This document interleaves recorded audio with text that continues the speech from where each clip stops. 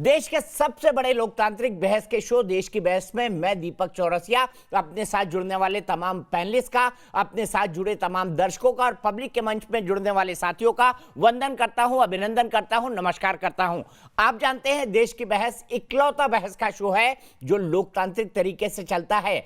आप ही विषय का चयन करते हैं और आप ही के चयनित विषय के आधार पर हम अगले 1.5 घंटे बहस करते हैं। यही नहीं, पब्लिक के मंच के जरिए आप सीधे अपने घरों से जुड़कर बहस की दशा और दिशा को आगे बढ़ाते हैं, इसे धार और रफ्तार देते हैं। आज पब्लिक के मंच में हमारे साथ जुड़ेंगी जयपुर से डॉक्टर आयुषी, मनीषा शुक्ला ग्वालियर से, अनमोल कौर इंदौर से और गोरखपुर से रमन अस्थाना। ये तमाम लोग हमारे साथ जुड़ेंगे, लेकिन सबसे पहले देख लेते हैं आपने किसे बहस का मुद्दा बनाया है। आज बहस का मुद्दा है जो प्रधानमंत्री ने कहा है, मानवाधिकारों को राजनीतिक रंग देकर किसने नुकसान पहुंचाया। क्या राजनीतिक पार्टी सेलेक्टिव मानवाधिकार हनन का मामला उठाती है? ये मामला इसलिए उठ रहा है क्योंकि राजस्थान के मसले पर कांग्रेस पार्टी चुप है। जहां पर हाल ही में दलितों की हत्या हुई, रेप के मामले बढ़े, वहीं लखीमपुर जैसे मामले पर कांग्रेस पार्टी ने हाय तौबा मचा रही है, ऐसा भारतीय जनता पार्टी के नेताओं का मानना है। सवाल यह है, क्या यह सेलेक्टिव मानवाधिकार हनन उठाने का मामला है? कई बार हमने देखा है कि पीडीपी जैसी पार्टियां जम्मू कश्मीर के अंदर गाहे बगाहे आतंकवादियों की नीतियों का समर्थन कर देती हैं। ये कह देती हैं कि बहके हुए लोग हैं। क्या इस तरह का मानवाधिकार हनन का मामला उठाना भारत की अंतर्राष्ट्रीय छवि को दागदार करता है? इस पर भी बात करेंगे, साथ ही साथ उन लोगों पर भी बात करेंगे जो नारे लगाते हैं बड़े बड़ी संस्थाओं में, जेएनयू जैसे संस्थाओं के अंदर, और कहते हैं कि सेना और जो पैरामिलिट्री फोर्सेस है वो नक्सलियों की और आतंकवाद के मानवाधिकारों का हनन कर रही है। यह भी बहस का एक मुद्दा होगा, लेकिन सबसे पहले देख लेते हैं अभी तक की रिपोर्ट क्या है और किस आधार पर प्रधानमंत्री ने आज नेशनल ह्यूमन राइट्स कमीशन में यह बात कही है। और प्रधानमंत्री का निशाना सीधे सीधे आज कांग्रेस था। एक ही प्रकार की किसी घटना में कुछ लोगों को मानव अधिकार का हनन दिखता है और वैसी ही किसी दूसरी घटना में इन्हीं लोगों को मानव अधिकार का हनन नहीं दिखता। मानवाधिकार हनन की घटनाओं पर राजनीतिक दलों के अपने अपने फायदे देखने वाले सिलेक्टिव अप्रोच पर प्रधानमंत्री मोदी ने जमकर निशाना साधा। पीएम मोदी ने ऐसे लोगों को नसीहत भी दी। मानव अधिकार का बहुत ज्यादा हनन तब होता है जब उसे राजनीतिक चश्मे से देखा जाता है, राजनीतिक नफा नुकसान के तराजू से तोला जाता है। जबकि इस मसले पर कांग्रेस ने भी प्रतिक्रिया दी है। प्रधानमंत्री की तो कोई अप्रोच ही नहीं है, क्लीन चिट दे देते हैं। लखीमपुर पे एक ट्वीट का क्या एक शब्द नहीं बोलते, मंत्री को बर्खास्त नहीं करते। हाथरस में इतना बड़ा हादसा हो गया, मुख्यमंत्री अपने पद पे बहाल है। एनएचआरसी के स्थापना दिवस के मौके पर पीएम मोदी के बाद बीजेपी ने कई घटनाओं का जिक्र किया, जिसमें कुछ विपक्षी दलों की चुप्पी पर सवाल उठाए। जघन्य अपराध राजस्थान में हो जाता है, मगर क्या आपने राहुल गांधी, प्रियंका वाड्रा, क्या आप बंगाल के किसी नेता को वहां जाके धरना देते हुए आपने देखा? नहीं, किसी ने ट्वीट भी नहीं किया, किसी ने फेसबुक पे भी एक पोस्ट नहीं छोड़ा, किसी ने इस विषय पे चर्चा भी नहीं। हालांकि राजस्थान के मुख्यमंत्री अशोक गहलोत ने भी पलटवार किया। हमारे आने जी प्रधानमंत्री जी को आना चाहिए, गृह मंत्री जी को आना चाहिए। लखीमपुर की हिंसा, दलितों महिलाओं पर हो रहे अत्याचार समेत कश्मीर पर महबूबा जैसे नेताओं की सिलेक्टिव अप्रोच से जाहिर है कि सियासी नफा नुकसान भाव कर ही मानवाधिकार के मुद्दे पर सवाल उठाए जाते रहे हैं। देश की बहस में चर्चा है कि एक जैसे मामलों में मानवाधिकार के हनन पर मुखर होने के बजाय राजनीतिक नजरिए का अलग अलग चश्मा क्यों? तो सबसे पहले देख लेते हैं देश की बहस में हमारा आज का सवाल क्या है। आप जानते हैं हम एक सवाल पूछते हैं और जिसका जवाब आप हाँ या ना में देते हैं, और कार्यक्रम के अंत में हम देश के बहस के दर्शकों की राय बताते हैं। क्या मानवाधिकार पर राजनीति से देश की छवि खराब हो रही है? जी हाँ, छवि खराब होती है अंतर्राष्ट्रीय समुदाय में जब यूएन में कश्मीर के मानवाधिकार का मामला उठाया जाता है और इस पर हमारे नेता भी बोलते हैं। ये भी एक बड़ा सवाल है। आपको पता है वोट कैसे करना है? कार्यक्रम के बारे में कोई राय है, सुझाव है या शो में शामिल होना चाहते हैं तो हमें 9711002266 पर वोट करें। सीधे अपने बड़े पैन को इंट्रोड्यूस करता हूं। मेरे साथ भारतीय जनता पार्टी की राष्ट्रीय प्रवक्ता संजू वर्मा जी हैं, मेरे साथ कांग्रेस के राष्ट्रीय प्रवक्ता गुरदीप सप्पल साहब हैं, मेरे साथ रूट्स इन कश्मीर से जुड़े कश्मीरी एक्टिविस्ट सुशील पंडित जी हैं, मेरे साथ विवेक श्रीवास्तव जी हैं जो कि लेफ्ट के नेता है। शुरुआत सप्पल साहब मैं आपसे करूंगा। राजस्थान में दलित को पीट पीट कर मार दिया जाता है, बलात्कार होते हैं, लेकिन आपका मानवाधिकार उल्लंघन कहीं सिलेक्टिव तो नहीं, क्योंकि आपको सिर्फ लखीमपुर दिखता है, आपको सिर्फ हाथरस दिखता है, लेकिन राजस्थान की घटनाएं नहीं, क्यों? यह सवाल भारतीय जनता पार्टी उठा रही है और सवाल भी पूछ रही है आपसे।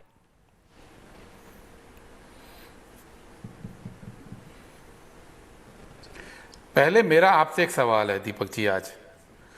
आज जो प्रधानमंत्री जी ने बोला उसमें ये तो क्लियर हो रहा है ना कि बीजेपी मानवाधिकार में यकीन करती है, क्योंकि हम लगातार देखते हैं कि ग्रास रूट लेवल पे बीजेपी के कार्यकर्ता मानवाधिकार के बड़े खिलाफ बोलते हैं। तो आपका क्या मानना है कि आज ये तय हो गया कि मानवाधिकार इस देश में होने चाहिए?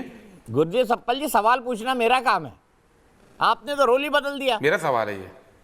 नहीं, आपने तो रोल ही बदल दिया। सवाल पूछना मेरा काम है, जवाब देना आपका। उसका वजह है आज जो प्रधानमंत्री जी, नहीं,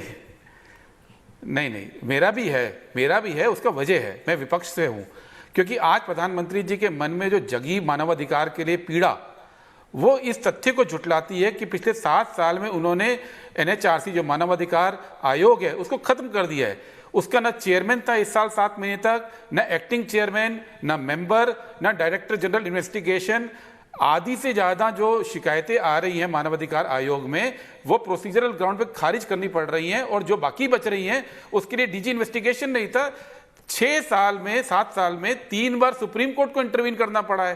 तो जो सरकार ने मानवाधिकार आयोग को बिल्कुल निकम्मा कर दिया, खत्म कर दिया। अभी परसों पीसी पंत जो उसके सदस्य हैं उन्होंने बड़ा दुख जाहिर किया कि NHRC में खाली पोस्टें हैं, स्टेट HRC में खाली पोस्टें पड़ी हैं। कश्मीर में तो इन्होंने 2 साल पहले खत्म ही कर दिया मानवाधिकार आयोग।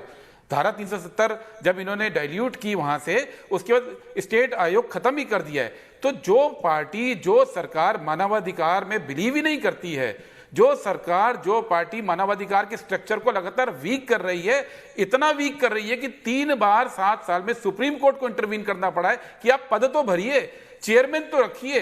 वो प्रधानमंत्री आज अगर ये दर्द दिखाएंगे पॉलिटिकल रीजन से, वो गलत है, क्योंकि आज ही उन्हीं की पार्टी के गवर्नर हैं जो पार्टी मेंबर थे, अभी भी अपने को पार्टी मेंबर मानते हैं, हालांकि गवर्नर अपने को पार्टी मेंबर नहीं मानते, पर अब नई परंपरा है। बंगाल के गवर्नर ने बोली ये बात कि बंगाल में ह्यूमन राइट्स का हनन हो रहा है।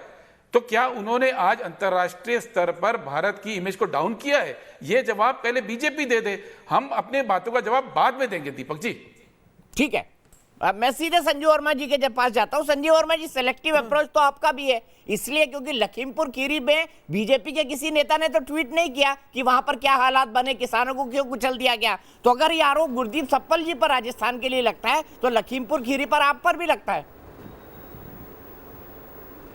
देखिए दीपक जी, मैं बिना तोड़ मरोड़ के सीधी बात करूंगी। पहली बात तो ये कि प्रधानमंत्री नरेंद्र मोदी ने जो कहा कि मानव अधिकारों का इतने सालों से हनन हो रहा था और इसका विपक्ष जो है, इसकी जिम्मेदारी विपक्ष को कई हद तक लेनी पड़ेगी। मुझे बताइए इसमें झूठ क्या है? क्योंकि राजनीति पर तो हम बाद में आएंगे, क्योंकि मोदी जी ने एक बड़ी अच्छी बात कही कि मानव अधिकारों को राजनीतिक चश्मे से उसका नफा नुकसान देखना ये बिल्कुल सही नहीं है। तो राजनीति को 2 मिनट के लिए अलग छोड़कर जो प्रधानमंत्री ने आज कहा, उन्होंने कहा कि जब हम मानव अधिकारों की बात करते हैं तो सोचिए कि इतने सालों तक कांग्रेस ने राज किया, दशकों तक, और भारत में बेसिक जो सैनिटेशन पेनिट्रेशन रेट था वो सिर्फ 39% था। लोगों के पास शौचालय नहीं थे। नेल्सन मंडेला ने एक बार कहा था, human rights starts with respect for human dignity. अरे ह्यूमन राइट्स की बात बाद में करिए, पहले डिग्निटी की बात करिए। शौचालय नहीं थे, मोदी जी ने 11 करोड़ से ज्यादा शौचालय बनाए प्रधानमंत्री स्वच्छ भारत अभियान के तहत। फिर बात करते हैं फूड सिक्योरिटी को लेकर। सबको पता है कोरोना के आपातकाल के दौरान गरीबों को, वंचितों को बहुत कठिनाइयां हुई। पिछले साल 9 महीने तक और इस साल भी 9 महीने तक लगातार हर महीने 81 करोड़ लोगों को मुफ्त का राशन मिलता है। ये पूरे विश्व में सबसे बड़ा फूड सिक्योरिटी प्रोग्राम है। फिर बात करते हैं महिलाओं की। महिलाओं को बाहर शौचालय नहीं था अमेठी में। कहा जाता है अमेठी में छोटी बच्चियां और युवतियां स्कूल कॉलेज में भर्ती नहीं होती थी क्योंकि उनको डर होता था लॉ एंड ऑर्डर सिचुएशन को लेकर, इसीलिए वो स्कूल कॉलेज जाना बंद कर देती थी। मोदी जी के आने के बाद अमेठी में शौचालय पब्लिक टॉयलेट्स खुले हैं। कांग्रेस ने इतना बुरा हाल करके रखा था भारत का। फिर बात करते हैं मेंस्ट्रुअल प्रोटोकॉल की बात। एक प्रधानमंत्री रेड फोर्ट के रैम्पार्ट से बात करते हैं उसकी। आज एक प्रेग्नेंट महिला को 26 हफ्तों की मैटरनिटी लीव मिलती है। मुझे भी देने दीजिएगा अपने प्रोग्राम में। ह्यूमन डिग्निटी का एक पहलू है। इतना लंबे जवाब का वक्त मुझे भी चाहिए। अब बात करते हैं किसानों की। इनको बोलिए थोड़ा चुप हो जाए, इतना बौखलाइए मत। मैंने आपको टोका नहीं था, प्लीज कीप क्वाइट। बात करते हैं किसानों की जिस पर इतनी राजनीति हुई। आपको शर्म नहीं आती है? राहुल और प्रियंका वड्रा कोई झाड़ू लगाने लगता है तो कोई गिद्धों वाली राजनीति वल्चर टूरिज्म करता है। हनुमानगढ़ में पुलिस ने लाठीचार्ज किया किसानों पर, प्रियंका गांधी के मुंह में दही जम गया। छत्तीसगढ़ में गोलियों से छल्ली कर दिया 5 आदिवासी किसानों को। प्रियंका वड्रा वहां पर फोटो ऑप करने, झाड़ू लगाने क्यों नहीं गई? फिर बात करते हैं महाराष्ट्र की। पिछले 18 महीनों में शिवसेना के साथ कांग्रेस भी सत्ता में है, एनसीपी सत्ता में है।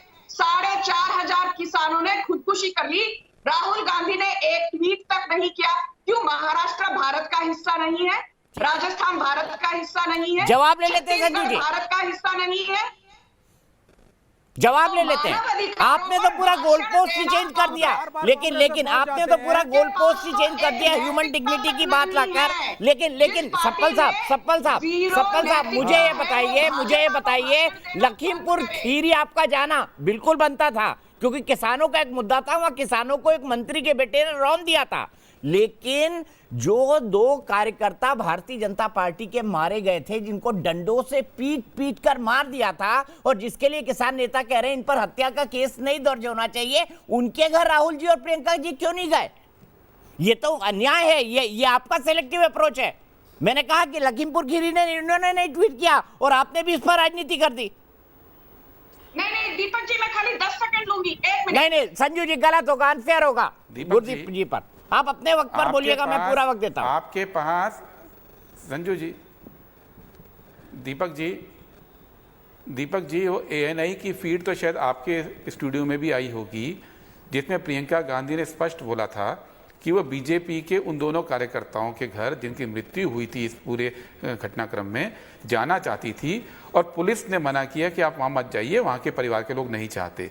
ये फीड आपके पास भी आई होगी, आप पूछिए, दिखा भी सकते हैं लोगों को। उनके परिवार वालों के स्टेटमेंट है टेलीविजन पर कि हम स्वागत करेंगे, हम स्वागत करेंगे प्रियंका जी और राहुल जी का। हम भी किसानों के बच्चे, हमारे घर भी आइए। उनका स्टेटमेंट है, आप चाहे तो मैं निकाल के दिखा सकता हूँ। दीपक जी, वो स्टेटमेंट प्रियंका के वहां पे जाने के बाद, प्रियंका जी के जाने के बाद 2 दिन बाद आया है। जब वो वहां थी, जब वो गई थी लखीमपुर, उस दिन की घटना को आज भी जा सकती थी, वो आज भी जा सकती थी, कोई दिक्कत नहीं थी। राहुल जी ने भी ट्वीट किया है कि सभी लोग नहीं 1 मिनट आज चली जाती, वो कोई दिक्कत ही नहीं थी। 1 मिनट, स्पष्ट स्टैंड है, तेरा मृतक मेरा मृतक। दीपक जी, तेरा मृतक मेरा मृतक, मेरा पक्ष तेरा पक्ष, ये बीजेपी की भाषा है। ये हम लोगों के लिए, हमारे हिसाब से हर व्यक्ति को बराबर अधिकार, बराबर डिग्निटी, बराबर उसके हक हैं और हर व्यक्ति को राइट टू लाइफ है, वो कोई भी हो। इवन अगर कोई कातिल होता है ना, उसको भी राइट टू लाइफ है। यही तो कांग्रेस ने संविधान में लिखवाया था, यही तो संविधान है देश का, जिसको बीजेपी नहीं मान रही। बीजेपी कहती है कि ये हमारे 2 हैं, वो आपके 4 हैं। अरे भाई, वो सब भारत के नागरिक हैं, और जो नागरिक नहीं भी होते हैं ना भारत में, अगर वो रहते हैं या विजिट पे आते हैं, उनको भी राइट टू लाइफ है। ये बात आप समझिए। और इस बात को बार बार कहना कि राजस्थान में नहीं बोलते, घटनाएं तो देश में बहुत होती हैं, पॉलिटिकल पार्टीज को या विपक्ष को तब आना पड़ता है जब सरकार उस पर एक्शन नहीं लेती, जब सरकार के नेता लोग क्रिमिनल के साथ नजर आते हैं, जब सरकार के लोग उन लोगों का बचाव करते हैं जिन्होंने घटनाक्रम को अंजाम दिया होता है। राजस्थान के अंदर तुरंत फुरत कार्रवाई हुई, वहां कांग्रेस पार्टी के किसी नेता ने, मुख्यमंत्री ने, मंत्री ने ना कोई जुलूस निकाला क्रिमिनल के फेवर में, ना कोई कार्रवाई करने से रोकी, ना कोई ट्वीट करके ये बोला कि जिसकी पिटाई हुई वो आतंकवादी है। ये बीजेपी में लगातार हो रहा है और अभी नहीं हो रहा है। सुबोध सिंह तो मुस्लिम नहीं थे, सिख नहीं थे, उनको भी गुनहगार ठहराया। मनीष गुप्ता वो तो नहीं थे, उनको भी गुनहगार ठहराया। उन हाथरस केस में जो बेटी पे बलात्कार हुआ उसके भाई को ही ब्लेम करना शुरू कर दिया। चुनाव में संजू वर्मा जी जवाब देंगे। संजू वर्मा जी जांच में उन्हीं को ही गुनहगार ठहरा दिया। जब ऐसा होता है तब उतरना पड़ता है, तब उतरना पड़ता है। ऐसा नहीं होता है कि हर केस में उतरने की जरूरत है। जिस आपने आतताइयों का समर्थन किया, आपने अपराधियों का समर्थन किया, इसलिए प्रियंका और राहुल को उतरना पड़ा। ये कह रहे हैं गुरदीप सप्पा लखीमपुर खीरी में और चाहे हाथरस में। दीपक जी एक लाइन और, दीपक जी एक लाइन और, अब आप रुक जाइए, बोलने दीजिए संजू जी को। एक लाइन और, आफ्टर थॉट नहीं, गुरदीप जी मैं मौका दे दूंगा आपको, कोई दिक्कत नहीं है। संजू जी बोलिए। नहीं, आप पूरी बात होने दीजिए। आपने उनको बहुत लंबा टाइम दिया था, आपको भी मैंने एग्जैक्टली 2 मिनट दिए हैं। एक लाइन और कि जो FIR है उसमें मंत्री जी का नाम है, उसके पक्ष में मोदी जी हैं, मंत्री जी के पक्ष में मोदी जी खड़े हैं जिसके FIR में नाम है। ठीक है संजू वर्मा जी बोलिए। बीजेपी की सरकार ने के टाइम पे लिखी गई है ना, उसमें लिखा है कि पूरा डिबेट का गलत है। अभी मुझे मौका चाहिए बोलने का। आपको मैंने रोका नहीं, मेरा नंबर आएगा। अच्छा बोलिए संजू जी बोलिए, इसी में बहुत टाइम चल जाता। आपने मुझे ये नहीं बोला, आपने मुझे ये बोल दिया। बोलिए आप, बोलिए, आपका ही वक्त है। दीपक जी, इन्होंने इतने सारे जो भाषण दिए यहाँ पर नैतिकता पर, इनको बता दूं, कांग्रेस सत्ता में है आज महाराष्ट्र में। 33 लोगों ने एक युवती का सामूहिक बलात्कार किया डोंबिवली में। कांग्रेस के मुंह में दही जमा हुआ है। साकीनाका में निर्भया से भी ज्यादा भयानक रेप हुआ एक युवती के साथ। कांग्रेस शिवसेना के मुंह में दही जमा हुआ। को ठहराता है। महाबलेश्वर में, चुप हो जाइए अभी, महाबलेश्वर में एक युवती के साथ कार्रवाई हुई, और राहुल गांधी के मुंह में दही जमा हुआ है। अभी सुन लीजिए दीपक जी, आपने वापस मेरे को फेस ऑफ कर ले आए हो आप इनके साथ। संजू जी जब ये बोलते हैं आप मुझे टोका टिप्पणी करने नहीं देते। अभी इनका वहां पे किस मंत्री ने गुनहगारों के पक्ष में बयान दिया या आरोपिता को या विक्टिम को आरोपित कर दिया? संजू वर्मा जी, ये क्या तरीका है? हर बार उठ के चली जाती हैं। ये मतलब हम क्लासरूम में बैठे हुए हैं या कोई मैच्योर पॉलिटिकल डिबेट कर रहे हैं यहाँ पर? आप मुझे मौका नहीं देते हैं। आप संजू जी ये मुझ पर आरोप लगा रहे कि मैंने आपको मौका दिया, आपको ज्यादा बोलने को दिया, इनको कम दिया। मुझे लग रहा है कि अब तो मेरे को दोनों स्पोक्स पर्सन के साथ कोई बैरोमीटर लेकर बैठना पड़ेगा। दीपक जी करने का मौका दीजिए। संजू जी, आधा टाइम आपका इसी में चला जाता है। बोलिए उनको बोलने को, क्योंकि उनको सिर्फ बोलना आता है, पर कार्रवाई के लिए भी बोल दीजिए। बोलिए। मैं भी अपनी बात रखना चाहती हूँ दीपक जी, बीच-बीच में टोक रहे थे बार-बार, पर कार्रवाई भी करें। चलिए सिर्फ संजू वर्मा जी को दिखाइए प्लीज। कांग्रेस के प्रवक्ता को बोलिए, उनकी परमिशन की जरूरत नहीं है। एक के बाद एक चुनाव कांग्रेस हार रही है, आपको शर्म आनी चाहिए। जितनी राजनीति करनी है लखीमपुर पे कर लो। पिछली बार 2017 में कांग्रेस को 7 सीटें, ओनली 7 सीट्स आपको हासिल हुई थी। इस बार आपको वो भी हासिल नहीं होंगी। अभी बात आती है, बात मुद्दे पर करते हैं। दीपक जी, मानव अधिकारों की जब बात करते हैं तो नेगेटिव पॉलिटिक्स के को पीछे रखकर मैं पॉजिटिव पॉलिटिक्स पर आपका ध्यान केंद्रित करना चाहती हूं। आज विश्व का सबसे बड़ा फूड सिक्योरिटी प्रोग्राम वो नरेंद्र मोदी की सरकार के तहत है। 81 करोड़ लोगों को मुफ्त राशन हर महीने दिया जाता है। आज दुनिया का सबसे बड़ा हेल्थ केयर प्रोग्राम, जिसके तहत अभी तक 2 करोड़ से ज्यादा लोगों को मुफ्त का उनका इलाज हुआ है, वो है Ayushman Bharat, the biggest health programme in the world. फिर बात आती है बिगेस्ट फाइनेंशियल इंक्लूजन स्कीम, सबसे बड़ी फाइनेंशियल इंक्लूजन स्कीम विश्व की जनधन योजना, जिसके तहत 44 करोड़ से ज्यादा बैंक के खाते खुले हैं, जिसमें से 22 करोड़ से ज्यादा खाते तो महिलाओं के खुले हैं। फिर बात करते हैं जो अरे भैया, अपंग लोग एजेंडा हैं, पे बात डिसेबल्ड करो ना लोगों कोई। की बात करते हैं। एजेंडा पे बात डिसेबल्ड करिए लोगों आप। के लिए यहाँ सरकारी पे हम नौकरियों रिपोर्ट में आरक्षण 3% से बढ़ाकर 4% संजू कर जी, ये दिया। पहली बार में आप पूरा बोल चुकी हैं। ये मानव अधिकारों के तहत आता है, चाहे फिनेंशियल इंक्लूजन हो, फूड सिक्योरिटी ये जो हो, ये जो आयुष्मान बहस का भारत मुद्दा है हो, उसके ऊपर कॉन्सेंट्रेट करिए आप। उसके पास आयुष्मान भारत और इंश्योरेंस। आप लोगों ने तो शौचालय तक नहीं खुलवाए। अरे भाई, जो आज डिबेट का मुद्दा है उसके बारे में कोई ठीक है, पॉइंट है ठीक आपके है पास संजू या जी, नहीं? संजू जी, ये पहले आर्गुमेंट में आप पूरी लिस्ट गिना चुकी थी, मुझे कोई आपत्ति नहीं है दूसरी बार भी गिनाने में, लेकिन मैं सीधे विवेक श्रीवास्तव जी के पास जाऊंगा। विवेक श्रीवास्तव जी, आप ही का संगठन है ना जो नारे लगाता था उन लोगों के मानवाधिकारों के लिए जो हमारे 5 एक जेसी और 4 लोग शहीद हो गए। उनको आतंकवादियों के मानव अधिकार दिखते थे, उनको नक्सलों के मानव अधिकार दिखते थे, और टारगेटेड किलिंग का आरोप वो सेना और पैरामिलिट्री फोर्सेस पे लगाते थे। ये आपके AISF के लोग थे ना जेएनयू में। अब जल हम शर्मिंदा है, तेरे कातिल जिंदा है। आप सुन लीजिए मेरी बात को साफ और स्पष्ट जी। अब आप सुनिए, मैं ये संजू वर्मा की तरह रिपोर्ट कार्ड लेकर के नहीं बैठता हूं और ना ही मैं बीजेपी के प्रवक्ता की तरह अपने फेलियर्स को छुपाने के लिए 70 साल पहले जाकर के विपक्षी पार्टी कांग्रेस का ट्रैक रिकॉर्ड निकालने की कोशिश करता हूं। अगर आप पूरा वक्तव्य अगर आप बीजेपी की प्रवक्ता का सुनेंगे, आपको क्वेश्चन करना चाहिए था, भाई आप बीजेपी की हैं, आप सेंटर की गवर्नमेंट है केंद्र में, आप अपने रिपोर्ट कार्ड को जस्टिफाई करिए। आपका ह्यूमन रिकॉर्ड्स बैड है। आप यूनाइटेड स्टेट्स ऑफ अमेरिका गई, वहां भी कमला ने आपको यही बोला प्रधानमंत्री को कि भारत का ह्यूमन राइट्स ट्रैक रिकॉर्ड बुरा है। पूरे विश्व में ये बातें हो रही हैं। ना, ये कौन है गुजरात ये के सब दंगों वाले से जो कहानी लगाते शुरू हैं? हुई, अब दिल्ली जल के हम दंगों शर्मिंदा तक है, आई, तेरे मुजफ्फरनगर कातिल में जिंदा आई। है। ये कातिल सुनिए, हाँ। जुडिशियल किलिंग क्या सुप्रीम हाँ, कोर्ट ने नहीं, करी है? अब आप बताइए ना। सुनिए, अब आप ये सुनिए। आप ही की विचारधारा के लोग हैं ना जो नहीं, अब आधी आप रात को सुनिए सुप्रीम जरा, कोर्ट ध्यान से खुलवाते हैं। सुनिएगा। नहीं, मेरी विचारधारा सुनिए सर। अब आप सुनिए, मेरी विचारधारा के बारे में आपको ज्ञान नहीं है, और या तो ज्ञान है तो आप छुपाते हैं। 1947 से लेकर के 1990s तक principal opposition parties of this nation was the left. ये आपको मालूम है कि नहीं?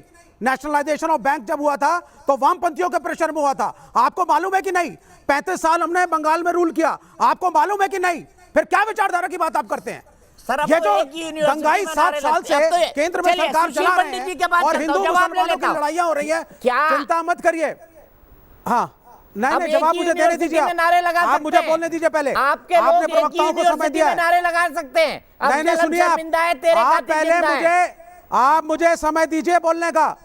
आप मुझे इंटरफेयर मत करिए और बोलने दीजिए पहले। Don't interfere. आपने दोनों प्रवक्ताओं को टाइम दिया है और डरिए मत मेरी बात से। बोल रहे हैं, तो घबराइए मत। वामपंथियों से डर बहुत लगता है आपको जी। अब आप सुनिए साफ साफ क्या हम कहना चाहते हैं। वो मर गया, पुलिस को खुली छूट नहीं दे सकते। सुनिए सर, अब आप बोलने दीजिए साहब। गया जो डर गया वो मर गया। डर लगता है क्योंकि हमारी विचारधारा से डरिए मत। हमारे सत्य से डरिए मत। सत्य से डर लगता है दीपक चौरसिया आपको, इसीलिए सत्य को बोलने नहीं देते आप। गब्बर सिंह ये कह के गया जो डर गया वो मर गया। नादान बच्चा हंसी खेल में कौड़ी गजब की देके गया। समझे विवेक जी? गब्बर सिंह ये कह के गया है जो डर गया वो मर गया। मैं डरता वरता नहीं। अब बात कंप्लीट करिए अपनी। ये नारे क्यों लगते हैं? आपकी विचारधारा के लोग रात में सुप्रीम कोर्ट क्यों खुलवाते हैं? दीजिए मुझे एक लीजिए, सुनिए आप मेरी बात को साफ साफ। इस देश के अंदर जितने तंत्र हो, चाहे दिल्ली पुलिस, चाहे किसी अन्य राज्य की पुलिस, चाहे आर्मी, चाहे जुडिशरी, चाहे ब्यूरोक्रेसी, सबको कानून के तहत काम करना पड़ेगा। अगर दिल्ली पुलिस भ्रष्ट होगी सवाल उठाया जाएगा। आर्मी आधी रात को सुप्रीम कोर्ट याकूब मेनन के लिए क्यों खुलवाई ये बता दीजिए ना। आपकी विचारधारा के लोगों ने इसका जवाब नहीं देंगे कर रहे हैं सर। अगर दिल्ली पुलिस आकर के जेएनयू में लेफ्ट के लड़कों के खिलाफ केसेस गलत चार्जशीट लगाएगी, सवाल उठाया जाएगा। जामिया के लड़कों की कुछ भी बात कर रहे हैं। सुशील पंडित जी सवाल का जवाब क्यों नहीं दे रहे? आधी रात में क्यों खुलवाते हैं ये? अब जल हम शर्मिंदा है, तेरे कातिल जिंदा है, नारे क्यों लगते हैं? गौर से सबको बहुत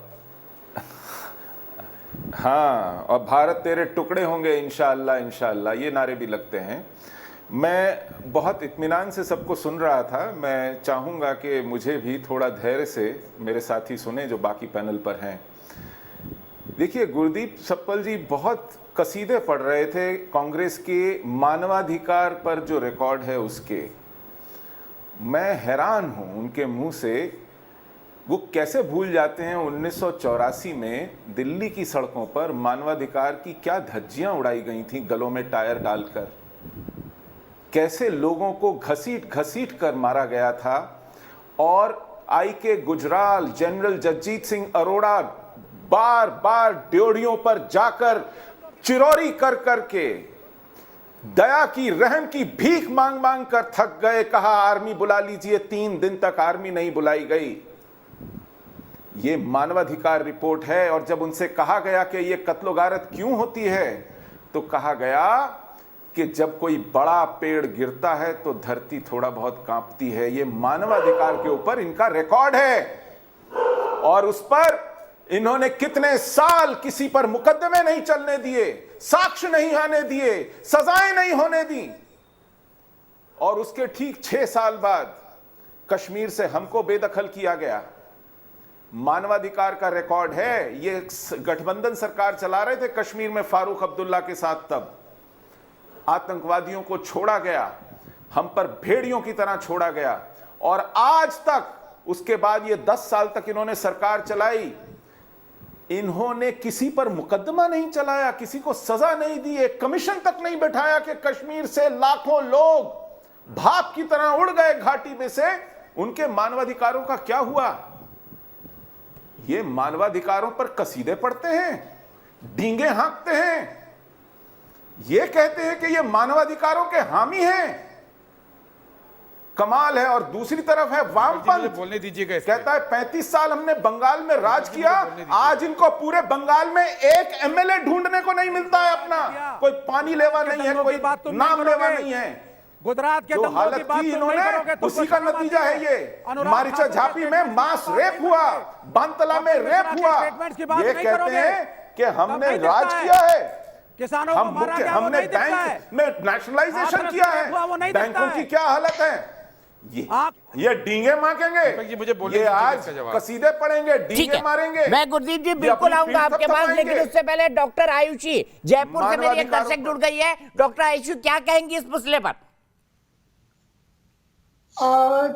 लखीमपुर की जो घटना है जिस पर कांग्रेस इस तरह से राजनीति करने में लगी हुई है, उत्तर प्रदेश ही उनका एकमात्र मिशन जैसे रह गया हो, इस प्रकार से वहां पर वो ओछी राजनीति कर रहे हैं। और वहीं राजस्थान में पीलीबंगा के प्रेमपुरा गांव में जब एक दलित युवक की मार मारकर हत्या कर दी जाती है, तो 4 दिन तक तो ना वहां के कलेक्टर, ना वहां के एसपी और ना मुख्यमंत्री जी स्वयं वहां की सुध लेते हैं। जबकि यहाँ राजस्थान में 15 मंत्रालय, 15 विभाग ऐसे हैं जो कि मुख्यमंत्री जी खुद देखते हैं। 36 विधायकों के काम मुख्यमंत्री जी अपने जिम्मे लेकर बैठे हैं, जिसमें कि यहीं पर डॉक्टर आयुषी, आप चूंकि जयपुर से बोल रही है, मैं गुरदीप सप्पल जी का ध्यान खींचूंगा। गुरदीप सप्पल जी, आवाज जयपुर से आई है और सुशील पंडित जी ने आप पर तीखे आरोप लगाए। आप कहा कि टायर बांध बांध के लोगों को जला दिया 1984 में आपने, और फिर उन्होंने कश्मीर की बात दोहराई। क्या कहेंगे इस पर आप? क्या उन लोगों के मानवाधिकार नहीं है? और उन्होंने वेस्ट बंगाल की बात कही। मैं सिलेक्टिव अप्रोच की बात इसलिए कर रहा हूं, वेस्ट बंगाल में बहुत पोस्ट पोल वायलेंस हुआ, आपके कांग्रेसियों को मारा गया, लेकिन कांग्रेस हाईकमान बिल्कुल खामोश है। उल्टा आपने ममता बनर्जी के खिलाफ कैंडिडेट भी नहीं खड़ा किया।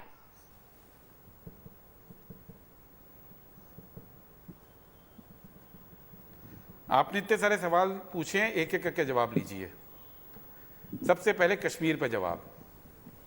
कश्मीर में जिस दिन कश्मीरी पंडितों को वहां से भागने में मजबूर किया, वो तारीख थी 19 जनवरी 1990। केंद्र में बीजेपी द्वारा समर्थित वीपी सिंह की सरकार थी, राज्य में राष्ट्रपति शासन था, जगमोहन गवर्नर थे, जो वाजपेयी जी की सरकार में कैबिनेट मंत्री भी बने। कांग्रेस तब न स्टेट में थी न सेंटर में थी। पहली बात, आज तक बीजेपी इस झूठ को फैला रही है आज तक ये झूठ चल रहा है कि उस समय कांग्रेस थी, बीजेपी की सरकार, समर्थित सरकार वहां थी, और जगमोहन, जिनको बीजेपी ने बाद में मंत्री भी बनाया केंद्र में, वो गवर्नर थे, उनके टाइम पे भागे। दूसरी बात, जब मनमोहन सिंह प्राइम मिनिस्टर बने तो 2 बार उन्होंने पैकेज दिया, 2004 में और 2008 में, और उसके बाद मोदी जी ने 2015 में दिया। इस बीच में 25 साल दीपक जी बीते हैं। 25 साल में 15 साल बीजेपी का शासन हुआ और 10 साल कांग्रेस लेड गवर्नमेंट थी। बीजेपी भूलती है कि वो 15 साल इस बीच में शासन कर चुके हैं। लेकिन अगर कश्मीरी पंडित वापस गए दीपक जी, तो केवल मनमोहन सिंह जी के टाइम पे 1953 मनमोहन सिंह जी के पैकेज देने के बाद 1953 परिवार, कुल 60,000 परिवार का पलायन हुआ था। ये एक सरकारी रिपोर्ट है, मोदी गवर्नमेंट की भी रिपोर्ट यही है। लाखों नहीं थे, 60,000 परिवार थे।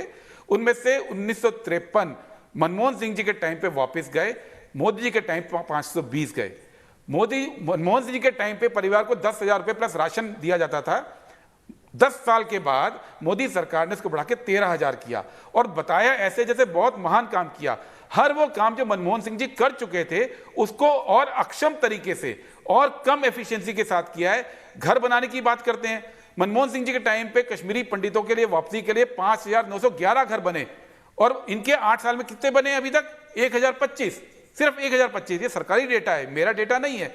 तो जो 10 साल मनमोहन सिंह जी की सरकार थी, उसने लगातार राउंड टेबल किए, वापस लाने के लिए योजनाएं बनाई। कश्मीरी पंडितों को पूरे देश में मेडिकल और उसमें इंजीनियरिंग में रिजर्वेशन दिया ताकि उनके बच्चे सब जगह जाके पढ़ सकें। कश्मीरियों को रिजर्वेशन मिला, ना सिर्फ पंडितों को, कश्मीरी बच्चों को भी वहां पे दिया। इन्वेस्टमेंट लेके आए, और इनके टाइम पे आपको याद होगा 12-13 के अंदर टूरिज्म कितना फलने लग गया था। हम सबके दोस्तों के पास आज फोटो है जो उस पीरियड में कश्मीर जाके घूमते थे, वहां से वापस यहां ले आए। अरे आपके अंदर इतना दम था तो 25 साल में 15 साल राज कर लिए, वापस ले जाइए। रही बात जो संजू जी ने बोली, खाद्य सिक्योरिटी, संजू जी जब देश आजाद हुआ था ना, कुछ नहीं था।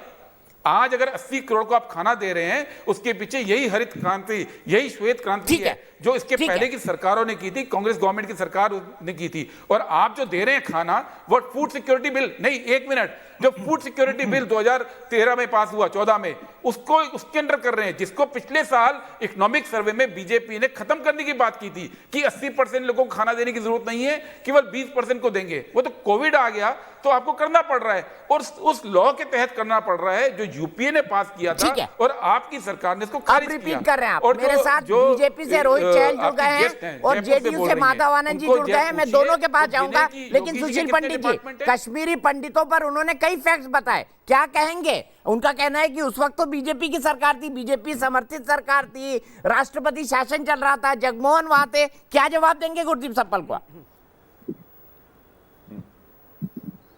इनके पास कोई जवाब नहीं है।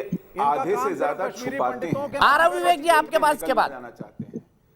देखिए, हाँ, ये चिरकुट बीच में उबल पड़ते हैं, इन पर थोड़ा मुंह पे लगाम डालिए, इनको कुछ लॉलीपॉप दीजिए, ये व्यस्त रहें। 18 जनवरी 1990 तक कश्मीर में फारूक अब्दुल्ला की सरकार थी। उस फारूक अब्दुल्ला की सरकार को गठबंधन में कांग्रेस का समर्थन प्राप्त था, उसके साथ चला रहे थे। 18 जनवरी की रात तक फारूक अब्दुल्ला कश्मीर में सरकार चला रहे हैं कांग्रेस की मदद से। तो क्या वहां पर सब कुछ ठीक ठाक था कि उनके जाते ही हमको निकलना पड़ा? हमारा विस्थापन शुरू हो गया था 3 महीने पहले से, जब राजीव गांधी कश्मीर में थे, दिल्ली में शासन कर रहे थे। वीपी सिंह की सरकार आई 4 दिसंबर को 1999 को। तो क्या आप कह रहे हैं कि एक ही महीने में यह पूरा काया पलट हो गया कि हमको जाना पड़ा? पहली हत्या श्री टीकालाल टपलू की 14 सितंबर 1999 में हुई। 1 दिसंबर को श्रीमान नीलकंठ गंजू की हत्या हुई। उसके बाद 28 दिसंबर को हमारे श्रीमान भट्ट की हत्या हुई। इस बीच में मुफ्ती मोहम्मद सईद की बेटी को अगवा कर लिया गया। या फारूक अब्दुल्ला की सरकार थी, आपको केंद्र राज्य में फारूक अब्दुल्ला की सरकार थी जो कांग्रेस के समर्थन से चल रही थी। कश्मीरी पंडितों तो ये सब हो रहा था कांग्रेस और नेशनल कॉन्फ्रेंस की गठबंधन सरकार की नाक के नीचे। ठीक है, मैं विवेक श्रीवास्तव क्या वो को अपनी जवाब दे जिम्मेदारी देता से हूं। बच सकते विवेक हैं? श्रीवास्तव जी जवाब दीजिए। आप खुद अगर उस वक्त बात करी जाए मुफ्ती मोहम्मद सईद की, उस सरकार को तो लेफ्ट फ्रंट का भी समर्थन था भाई। देखिए, आप लोग क्या कर रहे थे? आपने क्यों नहीं बचाया कश्मीरी पंडितों को? बताइए, आप मेरी बात सुनिए साहब, बताइए आपने क्यों नहीं मेरी बचाया बात कश्मीरी सुनिए। पंडितों को? आप मेरी बात सुनिए, कश्मीरी पंडितों, हाँ सुनिए, कश्मीरी पंडितों के साथ जो हुआ वो बुरा था, सब उसकी निंदा करते हैं, लेकिन यहां बैठ करके कश्मीरी पंडितों को वोट बैंक बनाने वाले सुशील पंडित का कोई मॉरल राइट नहीं है। भारतीय जनता पार्टी के काले चिट्ठों को ये छुपाते हैं और इनका मकसद सिर्फ कश्मीरी पंडितों के एनजीओ चला करके रोटी सेकना है। यहां आकर के हिंदू मुसलमान करना ये कोई अच्छी बात है? डॉक्टर मनमोहन सिंह के टाइम पे रिहैबिलिटेशन ऑफ कश्मीरी पंडित्स बड़े तरीके से हुआ। सभी पार्टियों ने अपने अपने राज्यों में कश्मीरी पंडितों के रिहैबिलिटेशन हिंदू के लिए शब्द काम नहीं किया कहा है। है। पूरा देश ये कश्मीरी पंडितों के साथ वामपंथी जो हुआ वो जिहादियों बुरा था। के साथ लेकिन आप मिलकर सुनिए पहले मेरी बात को, जेएनयू से 84 की लेकर बात करते हो। कश्मीर तक आग लगा सुनिए, रहे हैं। कोई जिहादी नहीं है, ये मुखबिरी कर रहे कुछ नहीं हैं, है, आग लगा रहे हैं जिहादियों बिल्कुल के नहीं साथ गलत कह रहे हो। मिलकर अलीगढ़ मुस्लिम अगर कोई यूनिवर्सिटी एंटी में, नेशनल जामिया मिलिया में, तो वो आप श्रीनगर जैसे लोग में, हैं, हैदराबाद जो हिंदू में, मुसलमानों को जादवपुर लड़वाते में। हैं। इसीलिए आप इनका जैसे सूखा लोग हैं, साफ हुआ है जो कश्मीरी बंगाल पंडितों में। का इशू ला एक करके जबरदस्ती नाम लड़ाइयां लेने वाला करवाते हैं। एमएलए नहीं बचा है इनका बंगाल में। कांग्रेस पार्टी ने एक एमपी नहीं है इनका केरला से, नाम लेने लायक कोई बचा नहीं है बंगाल में। जमानतें जब्त हुई हैं इनकी कारनामों के कारण। और ये कहते हैं कि वोट बैंक करते हुए इन्हीं का कन्हैया कहता था कम्युनिटी आगे बढ़े, भारत तेरे टुकड़े होंगे इंशाल्लाह इंशाल्लाह। आज वो कूद के कांग्रेस में चला गया है। बिल्कुल कांग्रेस और इनमें कोई फर्क नहीं है। इमरजेंसी में ये कांग्रेस की गोद में बैठे थे, किसी ने कुछ इमरजेंसी में ये कांग्रेस की गोद में बैठे थे। इन्होंने देश पर दमन चक्र चलाया है, उसके टुकड़ों पर पड़े हैं। सोवियत संघ के पिछलग्गू थे और 1962 के युद्ध अपने में मुद्दों को चीन के एड्रेस साथ कर लिया। खड़े थे। मनीषा शुक्ला मेरे एक पूरे ग्वालियर से दर्शक जुड़ गई हैं। इस बीच कांग्रेस के राष्ट्रीय प्रवक्ता रोहन गुप्ता भी मेरे साथ जुड़ गए हैं। रोहित चहल और रोहन गुप्ता दोनों से बात होगी, माधव जी से बात होगी। लेकिन मनीषा, क्या कहना है इस विषय पर आपको? क्या मानवाधिकार को लेकर पॉलिटिकल पार्टी सिलेक्टिव है? जी, मानव अधिकार की जहां तक बात है ये पूरे देश पर लागू होती है, न कि एक प्रदेश स्तर पर। ये आप सभी एक ही जगह पर केंद्रित हो गए हैं, जबकि मानव अधिकार का हनन तो हमारे देश में जब बच्चा जन्म लेता है उस समय से ही प्रारंभ हो जाता है। आरक्षण के रूप में इतने समय से जो लड़ाई हम लड़ते आ रहे हैं, क्या बच्चे की गलती है कि वो समर्थ समाज में पैदा हो रहा है? चलिए मनीषा जी, आप ये दूसरा मुद्दा उठा लाई, ये मानवाधिकार से थोड़ा इतर मुद्दा है, लेकिन क्या इसको मानवाधिकार में शामिल करना चाहिए? आगे इस पर भी बात करेंगे। लेकिन रोहित, मैं आपसे जानना चाहता हूं, बार बार विवेक श्रीवास्तव जी एक ही बात कर रहे हैं कि भारतीय जनता पार्टी की गलतियों को ढांपने के लिए लोग खड़े हो जाते हैं जब कश्मीरी पंडितों की बात करते हैं, या फिर लखीमपुर खीरी में अगर उन लोगों की बात उठा ली जाती है जिनको तथाकथित किसानों ने पीट पीट कर मार डाला। क्या ये तर्क ठीक है विवेक जी का? देखिए दीपक जी, जहां तक विवेक जी का बात और कांग्रेस के प्रवक्ताओं की बात है, जो कश्मीर पर उन्होंने झूठ बोला, उसकी पोल जो खुद कश्मीरी पंडित यहाँ पे सुशील पंडित जी बैठे, उन्होंने उनकी पोल दी। सच्चाई जो है वो देश के सामने लाई। देखिए आज इस देश के अंदर जब बुरहान वानी, उसको आतंकवादी का ह्यूमन राइट इनको दिखाई देता है, लेकिन कश्मीर में जब सेना के ऊपर पत्थर मारे जाते हैं, भारतीय सेना के जवान शहीद होते हैं, तो उनका ह्यूमन राइट किसी को दिखाई नहीं देता। इसी देश के अंदर जब नक्सलियों के द्वारा हमारे दंतेवाड़ा के अंदर 74 जवानों की हत्या कर दी जाती है, तो उनका ह्यूमन राइट किसी को दिखाई नहीं देता, लेकिन नक्सलियों के ह्यूमन राइट दिखाई दिया जाता है। जब कश्मीर के अंदर 1990 के अंदर हिंदुओं को नरसंहार किया जाता है, हिंदुओं का 1984 के अंदर दिल्ली के अंदर सिखों का नरसंहार किया जाता है, 2002 के अंदर गोधरा के अंदर ट्रेन के अंदर हिंदुओं को जिंदा जला दिया जाता है, उनका ह्यूमन राइट किसी को दिखाई नहीं देता। वो मानव नहीं है, क्योंकि सिलेक्टिव ह्यूमन राइट है। लेकिन हाँ सोनिया जी, देखिए मैंने आपको डिस्टर्ब नहीं किया, फिर से क्रिएट करना चाहते हैं। भारतीय जनता पार्टी है कि सिख वर्सेस हिंदू हो। आप चाहते हैं कि सिखों और हिंदुओं में अलगाववाद बढ़े। रोहित चहल के ह्यूमन राइट का सम्मान करिए। रोहित कंक्लूड करिए, मुझे रोहन गुप्ता जी के पास जाना है। विवेक भाई, उनके ह्यूमन राइट का सवाल सम्मान कर लीजिए ना थोड़ा सा। ये चाहते हैं दीपक जी, मैं एक तथ्य आपके सामने रखना चाहूंगा कि सिखों और हिंदुओं में अलगाववाद हो। ये बीजेपी की साजिश है। मैं सुशील जी आ रहा हूं आपके पास। कि सिखों हिंदुओं में अलगाववाद हो। दीपक जी मैं बोल लूं? हाँ, कंक्लूड करिए रोहित।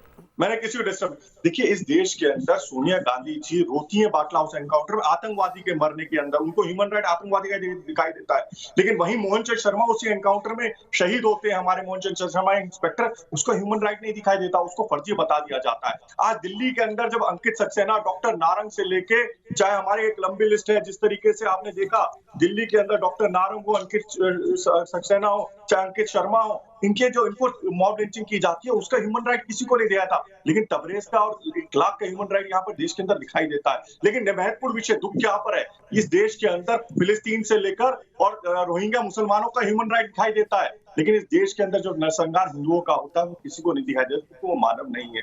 आज राजस्थान के अंदर जिस तरीके दलित एक युवक की हत्या कर दी जाती है, उसका ह्यूमन राइट नहीं है, क्योंकि राजस्थान में हुआ, वहां कांग्रेस की सरकार है। ये किस तरीके से, ये लोकतंत्र के लिए खतरा है। आज कोई भी ह्यूमन राइट हो, चाहे वो हिंदू हो चाहे मुसलमान हो, सबका ह्यूमन राइट है और उसकी बात करनी चाहिए। सेलेक्टिव ह्यूमन राइट की बात करने वाले आज कश्मीर के अंदर जब एक वहां पर जब हत्या कर दी जाती है, सुरेंद्र कौर जी हो, नहीं, सेलेक्टिव ह्यूमन राइट कुछ नहीं है। माखनलाल बिंदु आज जी हो, आप उनकी चाहते बेटी हैं का human किसानों right का नहीं है। आंदोलन कमजोर माखनलाल हो, बिंदु जी की इसलिए बेटी की सिखों बात सुनिए आप। और ठीक है। हिंदुओं क्या रोहित रुक जाइए, रोहन गुप्ता जी को लाना जरूरी है, उन्होंने एक शब्द भी नहीं बोला अभी तक। रोहन जी, मैं आपसे जानना चाहता हूँ, क्या Congress party selective human right अपनाती है? और दूसरा आरोप आप पर यह है कि जो लोग नक्सलियों के ह्यूमन राइट की बात करते थे, आतंकवादियों के ह्यूमन राइट की बात करते थे जेएनयू में, और जिनके लिए बड़ी बड़ी संगोष्ठी करते थे, आज वैसे लोग आपकी पार्टी में।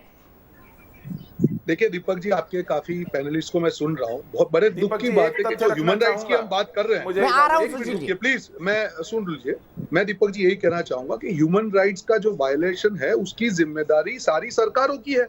हम क्यों उसको हिंदू मुसलमान में बांट रहे हैं? अभी भाजपा प्रवक्ता को सुन रहा था, वो हिंदुओं या मुसलमानों देश का नागरिक है, अगर ह्यूमन राइट वायलेशन होता है तो सरकार की जिम्मेदारी है। अभी हम लखीमपुर की बात कर रहे हैं, वहां पे भी ह्यूमन राइट वायलेशन है कि सरकार के जो मंत्री है, बीच में मत बोलिए, बीच में मत बोलिए, मैं बीच में नहीं बोला था, मैं बीच में बिल्कुल नहीं बोला। रोहित सुन लीजिए ना, गलत होगा। रोहित प्लीज, रोहन जी कंप्लीट करिए प्लीज। रोहन जी बोलिए। मुझे बीच में बोलने की आदत नहीं है दीपक जी, आप जानते हैं। मुख्य मुद्दा है कि आप जब बात कर रहे हैं, मैं लखीमपुर खीरी की बात कर रहा हूँ, ह्यूमन राइट वायलेशन तो एक हुआ है, पर भाजपा के सरकार के मंत्री के लड़के की जिम्मेदारी होने के बावजूद भी अगर एक्शन नहीं लिया जाता है, उनसे आप क्या अपेक्षा रखेंगे? यहाँ पे हम डिफेंड नहीं कर रहे हैं, जो हर बार ये लोग हिंदू मुसलमान करके अपनी विफलताओं छिपाने का प्रयास करते हैं दीपक जी, पूरे देश के सामने एक्सपोज हो गए। जम्मू कश्मीर में जिस दिन हिंदू मरे थे, उस दिन सिख भी मरे थे, उस दिन मुसलमान भी मरे थे। जब हिंदू की अंतिम यात्रा निकल रही थी, मुसलमान भाई बहन वहां पे रो रहे थे, और ये लोग यहाँ पे हिंदू मुसलमान की राजनीति कर रहे हैं। रोहित चहल हनुमानगढ़ राजस्थान का विजुअल दिखा रहे हैं, जो दलित भाई मारा गया उसका विजुअल दिखा रहे हैं रोहन जी। वहां पे हमने एक्शन लिया।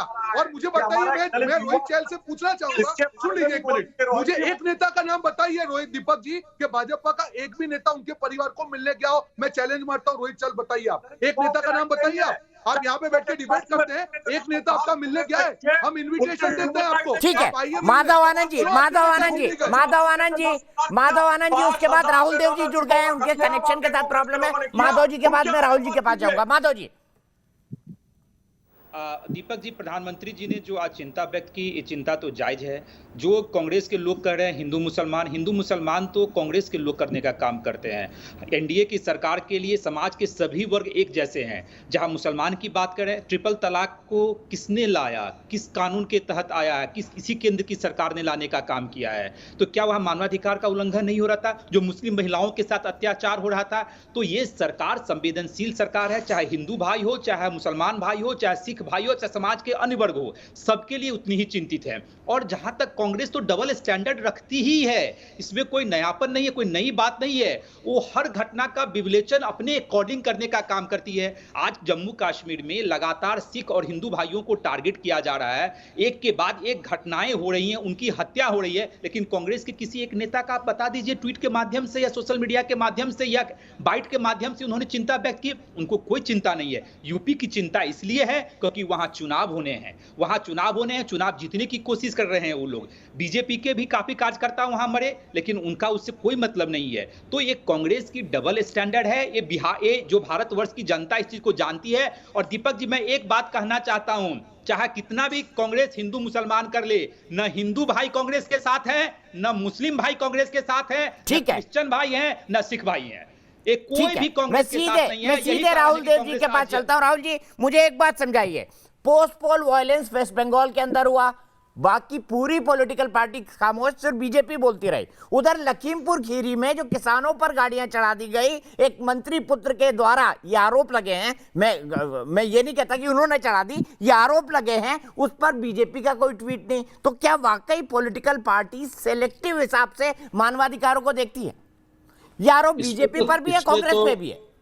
दीपक, इसमें तो किसी भी तटस्थ और विचारवान व्यक्ति को संदेह होगा ही नहीं और इससे असहमति नहीं हो सकती। ऐसी कौन सी राजनीतिक पार्टी है जो जब सत्ता में रही है तब अपने हिसाब से कभी वो संवेदनशील हो जाती है, जब उसका जो सामाजिक आधार है उस पर चोट पहुंचती है, उसको लेकर कोई घटना होती है, और जब वो विरोध में होती है तो उसको दूसरे पक्ष की बात दिखाई देती है, तब वो शोर मचाती है। तो ये लगातार हम देखते हैं, ये केवल एक इस पार्टी या उस पार्टी का नहीं है। आपने खुद ही उदाहरण दे दिए। आपको कश्मीर में एक अलग व्यवहार में दिखेगा, उत्तर प्रदेश में अलग व्यवहार दिखेगा, पश्चिम बंगाल में अलग व्यवहार दिखेगा, असम में भी बहुत हिंसा हुई है, वहां पर अलग व्यवहार रहा। मानवाधिकार के नाम पर जो कुछ विरोध प्रदर्शन और विरोध हुआ, मैं उस व्यवहार की बात कर रहा हूँ। अगर राजस्थान में या कहीं भी और दलितों के विरुद्ध जो हिंसा होती है तो उसमें मानवाधिकार की बात करना केवल पार्टियों के अपने हितों और अपने आधारों के आधार, मताधिकार जो है या जो उनका सामाजिक आधार है उसके आधार पर तय होता है।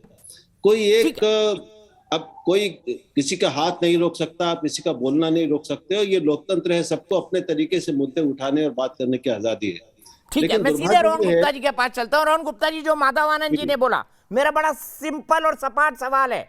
पश्चिम बंगाल के पोस्ट पोल वायलेंस पर आप खामोश, उसके बाद आप कश्मीर पर सिर्फ रस्म अदायगी करते हैं, जो हिंदू और सिख वहां पे मारे जाते हैं, मुसलमान भी मारे जाते हैं, लेकिन लखीमपुर में आंदोलन करते हैं इसलिए क्योंकि चुनाव सामने है। क्या ये आरोप लॉजिकल नहीं है आपके ऊपर?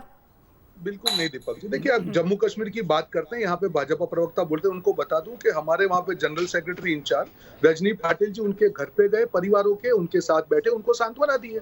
और कांग्रेस की बात कभी चुनाव से जुड़ी नहीं है। जब हाथरस था तब तो कोई चुनाव नहीं था। और जो पोस्ट पोल वायलेंस की बात कर रहे हैं, टीएमसी के सामने कर रहे हैं, पूरे देश के सामने है कि उसके पीछे भी किसकी जिम्मेदारी है। देखिए दीपक जी, यहाँ पे ये जो बात कर रहे हैं, आज किसान का आंदोलन इतने दिनों से चल रहा है, क्या वो मानवाधिकार का हनन नहीं है? 100 से 1000 के करीब किसानों की वहां पे कहीं न कहीं वहां पे उनकी मृत्यु हुई है, यहाँ पे वो उनको कुछ हुआ है। आज उनके सामने भी कुछ नहीं बोला जाता। क्या ये मानवाधिकार का हनन नहीं है? देखिए, सिलेक्टिव मानव अधिकार के हनन की बात भाजपा को इसलिए सुबह देती है कि उनके शासन में ये मानव अधिकार हनन के जो मुद्दे हैं वो बड़े हैं, और उनको उसको जस्टिफाई कैसे करना है। आज जम्मू कश्मीर में शासन किसका है? आज वही जम्मू कश्मीर में जहां उनका शासन होने के बावजूद हिंदू और सिख की मृत्यु होती है, और उसको भी वो लोग हिंदू मुसलमान करके अपनी, क्योंकि उनको अपनी सत्ता बचानी है, उनकी नहीं तो विफलता हो जाएगी। जो नोटबंदी में उन्होंने कहा था कि आतंकवाद खत्म हो जाएगा, टेररिज्म का पैसा खत्म हो जाएगा, काले धन के हिसाब, क्या हुआ मुझे बताइए? आज भी वहां पे हमारे जैन जवान भी मर रहे हैं। ठीक है, सुशील पंडित जी कुछ बोलना चाहते थे। सुशील जी, उस आप ही की बात से फिर बहस को आगे बढ़ाऊंगा। जवान और किसान की बात है। दीपक जी, रोहित मैं आऊंगा, एक मिनट। सुशील जी कुछ जोड़ना चाहते थे, सिर्फ एक लाइन और जोड़ना चाहते। दीपक जी, देखिए, मुझे थोड़ा सा समय दीजिएगा दीपक जी। ये दोहरे मापदंड हैं जिन्होंने इतने बड़े विषयों को थोथरा कर दिया है, खोखला कर दिया है। यही हाल सेक्युलरिज्म के साथ हुआ। दोहरे मापदंडों के कारण पंथ निरपेक्षता की यह हालत है कि आज कोई पार्टी इस शब्द का उच्चारण करना नहीं चाहती है, क्योंकि लोगों को पता है यह कितना बड़ा पाखंड है। जो काम इन्होंने सेक्युलरिज्म या पंथ निरपेक्षता वाले शब्द के साथ या उस विचार के साथ किया, वही आज मानवाधिकारों के साथ हो रहा है। और मैं हैरान हूं, इसी पैनल पर 2 पार्टियां बैठी हैं। इस देश में मानवाधिकारों के हनन की सबसे काली रात थी 1975 में आपातकाल। 1975 का आपातकाल था। संविधान और मूलभूत अधिकार सस्पेंड कर दिए गए थे। वर्तमान में आप यही कम्युनिस्ट पार्टी जिसका प्रतिनिधित्व श्रीवास्तव जी कर रहे हैं, इसी रोहन गुप्ता की गोद में बैठी हुई कांग्रेस और कम्युनिस्ट एक साथ पूरे देश को हम बहस को दूसरी दिशा में ले जा रहे हैं। मुझे एक ब्रेक के लिए रुकना है, उससे पहले अनमोल कौर, मेरी एक दर्शक इंदौर से जुड़ गई है। अनमोल कौर, क्या कहेंगे? सेलेक्टिव है हम ह्यूमन राइट्स के बारे में? हेलो एवरीवन, आई एम अनमोल। मैं एक पर्टिकुलरली किसी पार्टी से नहीं हूँ। मैं एक सिटीज़न हूँ इंडिया की, और हमें ना पॉलिटिक्स को बिल्कुल भी मानवाधिकार में इन्वॉल्व नहीं करना चाहिए। मानवाधिकार किसी एक के लिए नहीं है, किसी पॉलिटिक्स के लिए या किसी रिलीजन के लिए नहीं है, किसी अलग से पार्टी के लिए नहीं है। मानवाधिकार सबके लिए है। It is actually a very heavy term. उसका एक सिंपल मीनिंग नहीं है। मतलब इवन हमारे जो पीएम है मोदी जी, उन्हें भी मानवाधिकार के बारे में बोलना पड़ा। It was 28th establishment day of NHRC, so even हमारे पीएम को भी उसके बारे में बोलना पड़ा है। ठीक है, आपने बिल्कुल सही कहा अनमोल कि ह्यूमन राइट्स अपने आप में एक बहुत बड़ा शब्द है और उसके पीछे कई सारे थॉट छुपे हुए हैं। ब्रेक के लिए रुक रहा हूं, ब्रेक के बाद शुरुआत करूंगा रोहित चहल से।